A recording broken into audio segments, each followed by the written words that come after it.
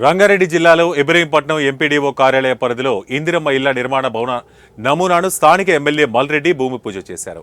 నియోజకవర్గానికి ఈ సంవత్సరం 3500 ఇళ్లను కట్టించడం జరుగుతుందని తెలిపారు. మొదటగా నిరుపేదలకు సొంత జాగా ఉంటే ఇందిరమ్మ ఇల్లు కట్టివ్వడం జరుగుతుందని అన్నారు. స్థలం లేని వారికి ఇంటి స్థలం పట్టా ఇచ్చి త్వరలో ఇంటిని అందించడం జరుగుతుందన్నారు.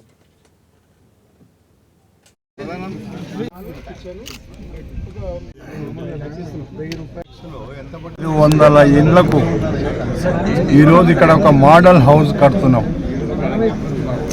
ఈ ఇల్లు ఎలా కట్టినామో ఇది 45 డేస్లో పూర్తి చేయమని అధికారులకు నేను ఇప్పుడే చెప్పిన. 45 రోజుల్లో పూర్తి చేసి అన్ని గ్రామాలకు, అన్ని తండాలకు, అన్ని పల్లెలకు అందించాల్సినటువంటి ఈ యొక్క మ్యాప్ ఇక్కడ ఉంది.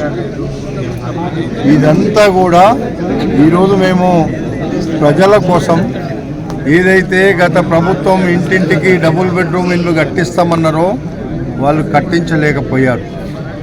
మేము 1 సంవత్సరం అయింది, మేము అన్ని 7 లక్షల కోట్ల రూపాయల అప్పులు చేసినటువంటి దాన్ని ఒక రూట్లో లైన్లో పెట్టి ఉద్యోగస్తులకు నెలనాడు జీతాలు ఇచ్చి మిగతా కార్యక్రమాలన్నీ కూడా చేసుకుంటూ ఇప్పటికే 2